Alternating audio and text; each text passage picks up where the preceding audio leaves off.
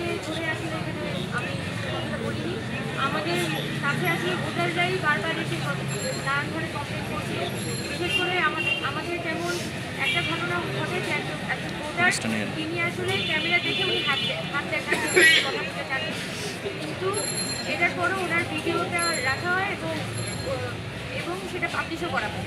এবং পরবর্তীকালে ওই ভোটার আমাদের কাছে রিচ করে বলেছে যে তিনি এই বিষয়গুলো নিয়ে আইনি ব্যবস্থা নিয়েছেন, যে তারা আসলে কোনোভাবে চাচ্ছেন না তাদের যেটা প্রাইভেসি সেটা লঙ্ঘন হোক, এবং তারা মনে করেন যে আমরা এই মিডিয়াদেরকে নিয়ে এসে আমরা তাদের প্রাইভেসি লঙ্ঘন করছি, যার ফলে আমাদের সাথে এখানে ভোটারদের একটা মিসআন্ডারস্ট্যান্ডিং ক্রিয়েট হচ্ছে।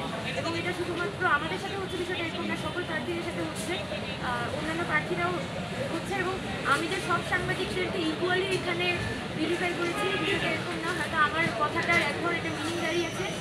আমি এখানে যেটা বলার চেষ্টা করেছি সেটা হচ্ছে, এখানে যারা ভোটার, ধরেন আমি প্রার্থী, আমাকে হয়তো আপনারা সবাই আমার হয়তো একটা ফেস ভ্যালু আছে, বা দীর্ঘদিন আমি ক্যামেরার সামনে আসার কারণে আমার এক ধরনের একটা এনডিউরিং পাওয়ার তৈরি হয়েছে।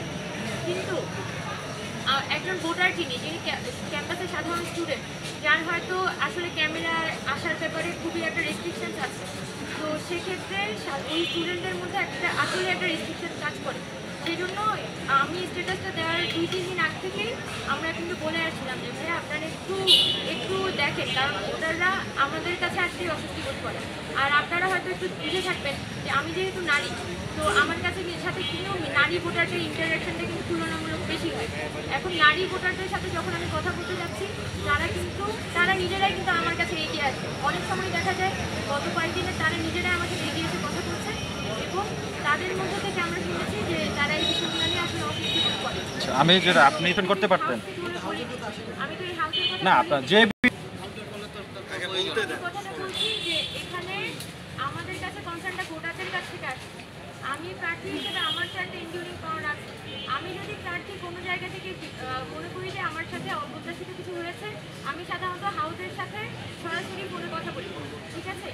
কিন্তু যখন ভোটাররা হচ্ছে এক ধরনের একটা অফিসের মধ্যে ঘুরছে, এবং তারা যখন আমাদের কাছে এসে বলছে এবং আমরা যখন মানা করছি, এবং তারপরও না দেখা যাচ্ছে ভোটারদের ভিডিও হচ্ছে, তখন তাদের মধ্যে থেকে এই ধরনের একটা কোয়েশ্চেন তৈরি হয়, ভোটারদের মধ্যে থেকে এই ধরনের টেন্ডেন্সি তৈরি হয় যে হয়তো প্রার্থীরাই আমরা হচ্ছে যে সাংবাদিকদেরকে নিয়ে আসি আমাদের পাবলিসিটির জন্য, এবং ভোটারদের ইচ্ছাকৃতভাবে তাদের ভিডিওগুলো করি।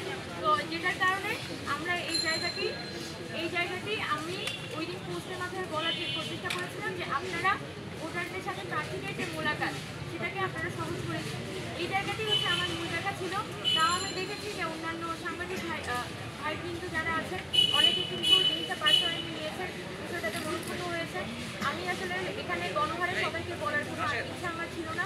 আমি যেসব অনেক মাল্টিমিডিয়া হয়তো দেখা গেছে অনেক সাংবাদিকদের কারণে দেখা যাচ্ছে ভোটাররা একজন অফিসে বলছে, তারা যখন কমপ্লেন করছে সেটার ভিত্তিতে আমি ওই কথাটা বলেছিলাম। তবে আবার এটাও সত্যি কথা, অনেক সাংবাদিকদেরকে যখন আমরা বলছি যে আপনারা বলছি যে এই প্রাইভেসিটাকে মেনটেন করেন, তারা কিন্তু ওই সম্মানটা আমাদের প্রতি দেখিয়েছে। তবে যেহেতু এটার এক ধরনের একটা ব্যাখ্যা দাঁড় হয়েছে যে আমি ব্যক্তিগতভাবে সবাইকে গণহারের কথাটি বলেছি, আমি মনে করি যে এখানে আসলে একটা মিসইন্টারপ্রিটেশন একটাই হচ্ছে একটা ইন্টারপ্রিটেশন আকার বরং শুরুতেই আমি যেটা বললাম, প্রথমত আমি কোনো একক হাউসের প্রতি বিদেশের জায়গা থেকে কথাটা বলিনি, আর দ্বিতীয়ত আমাদের ভোটারদের সাথে আমাদের একটা গুরুত্ব তৈরি হচ্ছিল এবং ভোটাররা আমাদের ব্যাপারে কমপ্লেন করছিল, যার কারণে আমি আপনার স্ট্যাটাস